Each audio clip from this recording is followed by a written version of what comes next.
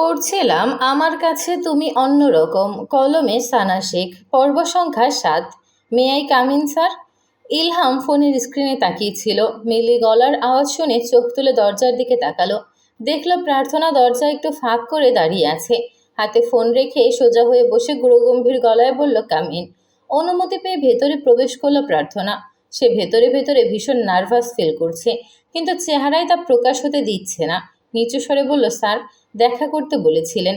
ইলহাম প্রার্থনার মুখের দিকে তাকিয়ে আগের ভাব বজায় রেখে ভারী কণ্ঠে বলল, প্লিজ বসুন। প্রার্থনা বসলো চেয়ারে। তার বুকের ধুকপুকানি শুধু বেড়েই চলেছে। আপনার নাম? জি স্যার, প্রার্থনা। মিস প্রার্থনা। তালগাছ কবিতার লেখকের নাম কি? ইলহামের কথা শুনে প্রার্থনার চোখ জোড়া বড় বড় হয়ে গেল। শ্বাস আটকে নিল সে। ইলহাম যে তার কথা শুনে ফেলেছিল তাতে আর কোনো সন্দেহর অবকাশ নেই। তড়িৎ গতিতে মাথা নিচু করে চোখ জোড়া খিচে বন্ধ করে ফেলল। ইচ্ছে করছে নিজের মাথায় নিচে একটা বাড়ি মারতে। প্রার্থনাকে চুপচাপ মাথা নিচু করে বসে থাকতে দেখে ইলহাম বলল, Prarthana, I am asking you something. Prarthana মুখ তুলে তাকালো ইলহামের মুখের দিকে। তালগাছ কবিতার লেখককে সেটাই তো সে ভুলে গেছে। মনে মনে বলল, তালগাছ কাজী নজরুল ইসলাম? না, এটা না। তালগাছ জসিমউদ্দিন? না। তালগাছ রবীন্দ্রনাথ ঠাকুর? আরে ধ্যাত, মেলে না কেন? কে লিখেছে এই তালগাছ বালগাছ? Any problem? জি স্যার। কোনো সমস্যা? প্রার্থনা দুদিকে মাথা নাড়ল, মনে মনে বলল, সমস্যাই তো। ইলহাম চেয়ারে ঠ্যাস দিয়ে বলল, তাহলে বলুন তালগাছ কবিতাটা কে লিখেছে? প্রার্থনা মনে মনে আল্লাহকে ডাকতে ডাকতে মুখে বলল, রবীন্দ্রনাথ ঠাকুর। এবার তালগাছ কবিতাটা বলুন। জি স্যার, তালগাছ কবিতাটা বলতে বলেছি। কেন স্যার? আমি শুনবো। প্রার্থনা হাত পা ছড়িয়ে কাঁদতে ইচ্ছে করছে এখন। সেই কত বছর আগে তালগাছ কবিতা মুখস্থ করেছিল, সেটা এখনো মনে আছে নাকি? যেখানে লেখকের নামটাই ভুলে গেছে, সেখানে পুরো কবিতা মনে রাখা তো বিলাসিতা। সে না হয় তাকে তালগাছ বলেছে, তাই বলে ডেকে এনে এভাবে অপমান করবে? বজ্জাত খবিশ কোথাকার। অনার্সে পড়ুয়া একটা মেয়েকে কোন আক্কেলে তালগাছ কবিতা বলতে বলছে। এখন সে কি করবে? তার তো কবিতাটা মনে নেই। প্রার্থনা নিজেকে সামলালো। মাথা নিচু করে অপরাধীর ন্যায় বলল, সরি স্যার। ইলহাম কপালে ভাঁজ ফেলে বলল, সরি কেন? এমন ভুল আর কোনোদিন হবে না স্যার। কবিতাটা বলে ফেলুন মিস প্রার্থনা। প্রার্থনা চোখ তুলে তাকালো। সে তো সরি বললই, তবুও কি এই লোকের মন ভরেনি? চোয়াল শক্ত করলো মেয়েটা। তার ইচ্ছে করছে ইলহামের সুন্দর চুলগুলো টেনে ছিঁড়ে ফেলতে। কি হলো মিস প্রার্থনা, বলুন। প্রার্থনা বুঝলো কবিতাটা না বলা পর্যন্ত তাকে ছাড়বে না লেকচারার। তালগাছ এক পায়ে দাঁড়িয়ে কবিতার নাম এবং লেখকের নামটা আগে বলতে হবে। প্রার্থনা কটমট করে তাকিয়ে সঙ্গে সঙ্গে দৃষ্টি নামিয়ে নিল। লম্বা শ্বাস টেনে নিয়ে বলল, তালগাছ রবীন্দ্রনাথ ঠাকুর। তালগাছ এক পায়ে দাঁড়িয়ে সব গাছ ছাড়িয়ে উকি মারে আকাশে। মনে সাধ কালো মেঘ উড়ে যায় নাকি ফুঁড়ে যায়। থেমে গিয়ে শেষের টুকু বিড়বিড় করে বলল প্রার্থনা। ইলহামের দিকে তাকিয়ে দেখল গুরুগম্ভীর হয়ে তাকিয়ে আছে তার দিকে। কবিতাটা কি আপনার মনে নেই প্রার্থনা? জি না স্যার। ওকে, আগামীকাল মুখস্থ করে এসে আমাকে শোনাবেন। মুখে কিছু না বলে মাথা নাড়ল প্রার্থনা। ইলহাম বসা থেকে উঠে দাঁড়িয়ে বলল, আচ্ছা, বাড়িতে যান এখন। অপমানে জর্জরিত হয়ে মাথা নিচু করে বেরিয়ে এলো প্রার্থনা। রাগে রিরি করছে তার পুরো শরীর। মনে মনে বকাবকি করতে লাগলো ইলহামকে। সামান্য তালগাছে বলায় কেউ এভাবে অপমান করে? দেখতে তো তালগাছের মতোই, খাম্বা কোথাকার। তুবা প্রার্থনার পাশাপাশি দ্রুত পায়ে হাঁটতে হাঁটতে বলল, লেকচারার কি বলল প্রার্থনা?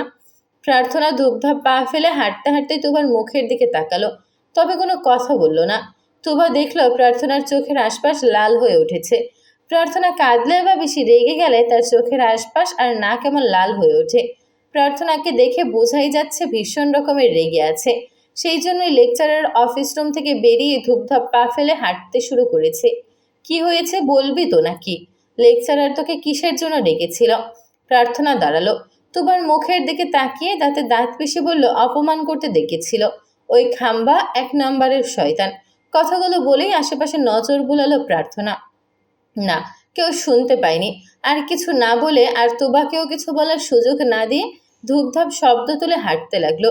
তুবা নিজের বিস্ময় ভাব কাটিয়ে ছুটে এসে প্রার্থনার পাশাপাশি হাঁটতে হাঁটতে বলল, লেকচারার তোকে অপমান করেছে? হ্যাঁ। কেন? তালগাছ বলেছি সেজন্য। আমি ভুল কোথায় বলেছি?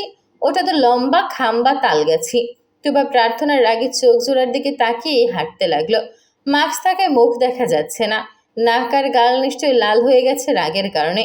তালগাছ কবিতাটা মুখস্থ করেছে প্রার্থনা। মুখস্থ বললে ভুল হবে, একদম ঠোঁটস্থ করে ফেলেছে। কতক্ষণ কবিতা আওড়ায়, আবার কতক্ষণ ইলহামকে বকাবকি করে।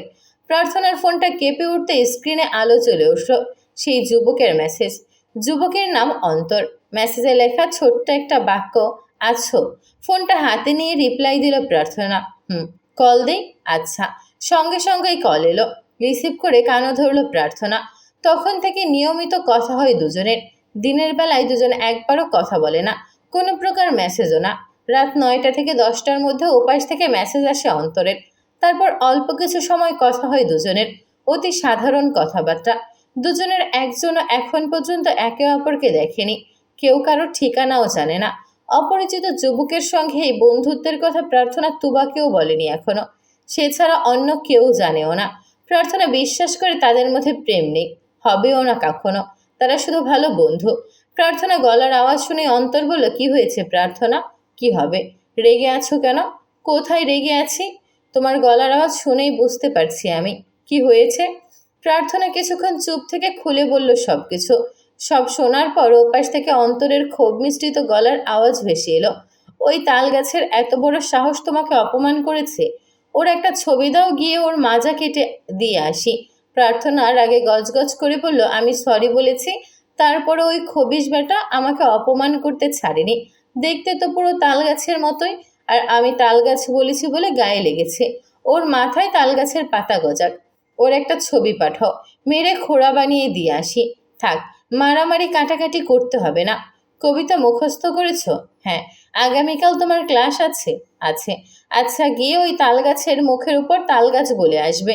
সরি, তালগাছ না, তালগাছ কবিতাটা বলে আসবে। আচ্ছা। খাওয়া দাওয়া হয়েছে? আচ্ছা, আর রাগ করো না। ওই তালগাছের কপালে একটা বদমেজাজি জেদি একরোখা বউ জুটবে, যার যন্ত্রণায় হাঁকতে গিয়েও শান্তি পাবে না। ভালো কথা মনে করালেন। বয়স তো অনেক হয়েছে, বিয়ে করবেন কবে? তুমি রাজি থাকলে এখনই করব। আমি তো রাজিই আছি। বিয়েতে আমাকে দাওয়াত দিতে ভুলবেন না। বিয়েটা তো আমি তোমাকেই করব। আবার উল্টাপাল্টা কথা শুরু করেছেন।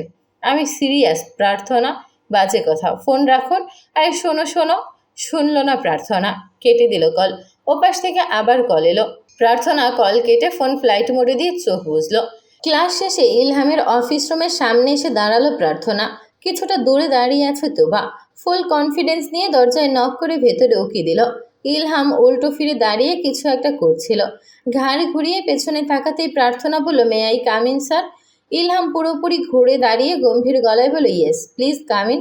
প্রার্থনা ভেতরে প্রবেশ করলো। ইলহামের চোখে চোখ রেখে দৃঢ় কণ্ঠে তালগাছ কবিতাটা বলল। ইলহাম শান্ত চোখে তাকিয়ে রইল। প্রার্থনা বলল, আমি এখন আসি স্যার। আসুন ম্যাম। প্রার্থনা সরু চোখে কিছুক্ষণ ইলহামের মুখের দিকে তাকিয়ে থেকে বেরিয়ে এলো। তোবা দ্রুত পায়ে এগিয়ে এসে বলল, হয়েছে? হ্যাঁ। কি বলেছে? না। ভাই, তুই তোর দাদির মতন আর কোনোদিন এভাবে কিছু বলে ফেলিস না। 100 বার বলবো, খাম্বা লম্বা তালগাছ। তোবা হতাশ চোখে তাকিয়ে রইল প্রার্থনার মুখের দিকে। এই মেয়ের শিক্ষা হবে কবে? মাঝখানে পেরিয়ে গেছে 2 দিন। এখন ঘড়িতে সময় 11টা। প্রার্থনা এলোমেলোভাবে শুয়ে আছে বিছানায়। আজ শুক্রবার হওয়ায় বাড়ির সবাই বাড়িতেই আছে। দরজা ঠেলে প্রার্থনার রুমে প্রবেশ করল নীতি। প্রার্থনার কাছে এগিয়ে আসতে আসতে বলে, ওঠে রেডি হও। প্রার্থনা কপালে কয়েক ভাঁজ ফেলে বলল, কেন? তোমাকে দেখতে এসেছে। কে? এমনভাবে প্রশ্ন করেছ যেন তুমি কচি খুকি, কিছু বোঝো না। প্রার্থনা শোয়া থেকে উঠে বসে বলল, কি বলতে চাইছো ক্লিয়ার করে বলো তো। বিয়ের জন্য পাত্রপক্ষ দেখতে এসেছে তোমাকে। নীতির কথা শুনে প্রার্থনার হৃৎপিণ্ড লাফিয়ে উঠল। নিজেকে সামলে বলল, কোথা থেকে এসেছে? পাশের বাড়ি থেকে। মানে? আতিল ভাইয়ের সঙ্গে তোমার বিয়ে হবে, ওনারাই দেখতে এসেছে। কি এমন করছো কেন? প্রার্থনা কিছুক্ষণ চুপ করে রইল। তারপর পুনরায় শুয়ে বলল, আমি করব না এই বিয়ে। কেন? অত কিছু বলতে পারবো না। করব না মানে করব না। কেন করবে না? বাড়ির সবাই তো রাজি। এসব ছাড়ো আর শাড়ি পরে রেডি হও। প্রার্থনা প্রচণ্ড রকমের রেগে জেদ দেখাতে লাগলো নীতির সঙ্গে। সে যাবে না ওই ছেলের সামনে, আর এই বিয়েও করবে না। নীতি জোরাজোরি করলে প্রার্থনা আরও রেগে যাচ্ছে। তার এমন বিহেভ দেখে নীতি বিস্মিত না হয়ে পারল না। প্রার্থনা, এমন করছো কেন? কি হয়েছে? খুলে বলো, না বললে বুঝবো কিভাবে? তুমি সবাইকে গিয়ে বলো আমি এই বিয়েতে রাজি না। কেন রাজি না সেটা তো বলবে নাকি? বলতে পারবো না আমি। তুমি যাও এখান থেকে। নিতে যেতে চাইল না। প্রার্থনা বিছানা থেকে নেমে তাকে ঠেলে রুম থেকে বের করে দরজা লাগিয়ে দিল। নীতির দরজায় ধাক্কা দিতে দিতে হাজার ডাকলেও প্রার্থনা আর সারা শব্দ করল না। প্রার্থনার হঠাৎ এমন আচরণের কারণ বুঝতে পারল না নীতি। আদিল যথেষ্ট ভালো ছেলে, দেখতেও সুদর্শন, ব্রাইট ফিউচার আছে তার, ব্যাংক ব্যালেন্সও অনেক। এমন ছেলে কে হাতছাড়া করে? আদিলের পরিবার প্রস্তাব নিয়ে আসতেই তো বাড়ির সবাই রাজি হয়ে গেছে। তাছাড়া আদিলরা নিজেদেরই মানুষ, চোখের সামনে আদিলকে বড় হতে দেখেছে তারা, পাশাপাশি তাদের বাড়ি। নিচে নেমে এসে রোহানকে আলাদা করে ডেকে নিল নীতি। সিঁড়ি বেয়ে উপরে উঠতে উঠতে চাপা সরে বলল, প্রার্থনা তো এই বিয়েতে রাজি না ভাইয়া। রোহান স্বাভাবিক কণ্ঠে বলল, কেন? তাতে কিছু বলছে না, শুধু বলছে সে আদিল ভাইকে বিয়ে করবে না। রুমের দরজা লাগিয়ে দিয়েছে ভেতর থেকে। রোহান ভাবির সব কথা শুনল। প্রার্থনার রুমের সামনে এসে দেখল সত্যি সত্যি ভেতর থেকে দরজা লাগানো। নরম গলায় বলল, পাখি দরজা খোল। ভেতর থেকে কোনো সাড়া শব্দ এলো না, দরজাও খুলল না। রোহান আবারও বলল, সোনা দরজা খোল, দেখি কি হয়েছে। দরজা খুলে দিল প্রার্থনা। চোখ মুখ গম্ভীর আর কঠিন হয়ে আছে। নীতিকে নিচে পাঠিয়ে দিল রোহান। দুই হাতে বোনের মুখ আগলে ধরে মোলায়েম স্বরে বলল, কি হয়েছে কলিজা? কোনো সমস্যা? আমি এই বিয়ে করব না ভাইয়া। কেন? প্রার্থনা চুপ করে রইল। সে কিভাবে বলবে সত্যিটা? আল্লাহ তাআলা ব্যতীত সে তো অন্য কাউকে এতদিনেও বলতে পারেনি, আর কোনোদিন বলতে পারবেও না। রোহান বলল, তুই কি ভাইকে থামিয়ে দিল প্রার্থনা। কাঁদো কাঁদো গলায় বলল, এমন কিছু না ভাইয়া, তবে আমি এই বিয়ে করব না। অন্য যেখানে বিয়ে দেবে সেখানেই করব, কিন্তু এই লোককে করব না। তুমি ওদের নিষেধ করে দাও, চলে যেতে বলো এই বাড়ি থেকে। রোহান কোনোভাবে বোনকে রাজি করাতে পারল না। সে কেন রাজি না এটাও জানতে পারল না। ছোটবেলার মতন জেদ ধরে এক কথায় বারবার বলছে। বোনের চোখের পানি দেখে রোহনও আর বেশি জোরাজুরি করল না। বোনের মাথায় হাত বুলিয়ে বেরিয়ে এলো রুম থেকে। নিচে এসে বাবাকে আলাদা করে ডেকে জানালো প্রার্থনা রাজি না এই বিয়েতে। বাইজিৎ সরকার সহ বাড়ির প্রত্যেকটা মানুষ প্রার্থনাকে নানাভাবে বোঝাতে লাগলো, কিন্তু প্রার্থনা কারো বোঝ নিল না। আদিলের বাবা মাও বোঝানোর চেষ্টা করলো, তাতেও লাভ হলো না। নিজের কথায় অনড় প্রার্থনা। সে কিছুতেই বিয়ে করবে না আদিলকে। সবাই যখন প্রার্থনাকে বোঝাতে ব্যর্থ হলো, তখন আদিল এলো প্রার্থনাকে বোঝাতে। তাকে দেখেই ঘৃণায় বিদ্বেষে রিরি করে উঠল প্রার্থনার সারা অঙ্গ। মুখ ফিরিয়ে নিল সে অন্যদিকে। আদিল সবাইকে রুম থেকে বের হতে বলে অল্প সময়ের জন্য সে একা কথা বলতে চায় প্রার্থনার সঙ্গে। সবাই বেরিয়ে যেতেই আদিল প্রার্থনার দিকে ঘুরে দাঁড়ালো। প্রার্থনা ঘৃণা ভরা দৃষ্টিতে তাকালো তার দিকে। দাঁতে দাঁত চেপে বলল, বের হ আমার রুম থেকে। প্রার্থনার এমন কথায় কয়েক মুহূর্তের জন্য হতবুদ্ধি হয়ে গেল আদিল। নিজেকে সামলে বলল, কি হয়েছে তোর? এভাবে কথা বলছিস কেন? কেন বলছি বুঝতে পারছিস না? এত নাদান সাজার অভিনয় করছিস কিভাবে? হয়েছেটা কি? তুই বের হ আমার রুম থেকে। তোর এই জঘন্য চেহারা আর এক মুহূর্ত দেখতে চাই না আমি। পাগল হয়েছিস নাকি? আমাকে তোর পাগল মনে হচ্ছে? অসভ্য নিকৃষ্ট শয়তান, কি ভেবেছিস তুই?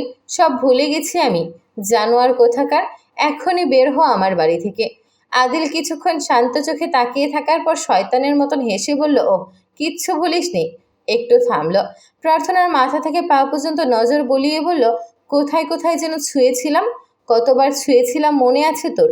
তখন ছোট আর অবুঝ ছিলাম বলে। এখন ছুতে আয়, তোর হাত ভেঙে তোরই পিছন দিয়ে ভরে দেব।